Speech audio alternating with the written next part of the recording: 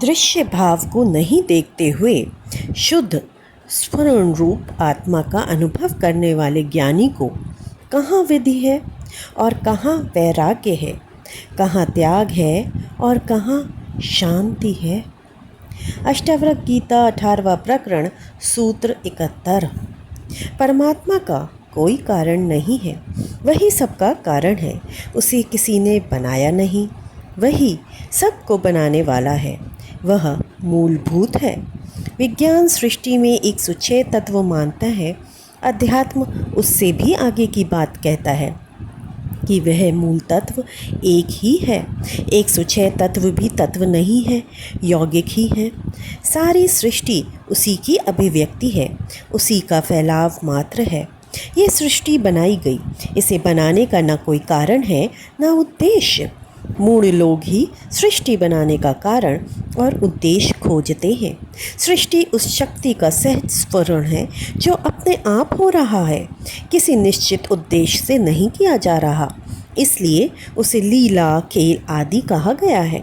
चिड़ियाएँ चहचहाती हैं, मोर नाचते हैं, पक्षी उड़ते हैं, बच्चा उछलता कूदता है, फूल खिलते हैं, झरने बहते हैं, मनुष्य काम सख्त होता है, आदि सब उस चैतन्य का सहज स्फुरमात्र है।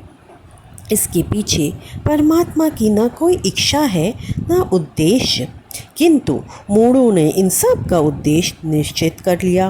वे कहते हैं परमात्मा ने संसार इसलिए बनाया कि तुम मुक्त हो सको, तुम अपने पापों का प्रक्षालन कर सको, तुम ज्ञान को उपलब्ध हो सको आदि। ये सब विकृत मस्तिष्क की मूढ़तापूर्वक दृष्टि है। अष्टावक्र कहते हैं ऐसी मूढ़तापूर्ण दृष्टि अज्ञानी की ही होती है।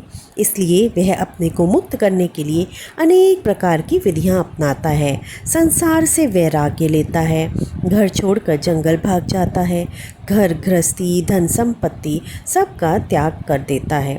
वह यह सोचता है कि यहाँ छोड़ने से उसे स्वर्ग मिल जाएगा। किंतु कुछ लोग मृत्यु के समय दान आदि देते हैं जिससे ये वस्तुएं आत्मा के साथ साथ चलती रहें। कुछ लोग अधिक बुद्धिमान होते हैं, वे सामग्री को अग्रिम अर्थात मृत्यु से पूर्व ही भेज देते हैं जिससे मरने पर आगे पहले से ही तैयार मिले। ये सब मूढ़ताएं हैं, किंतु ज्ञानी का दृश्य भाव को नहीं देखता। वह उस शुद्ध स्फुरपूर्ण आत्मा को ही देखता है, उसी का अनुभव करता है।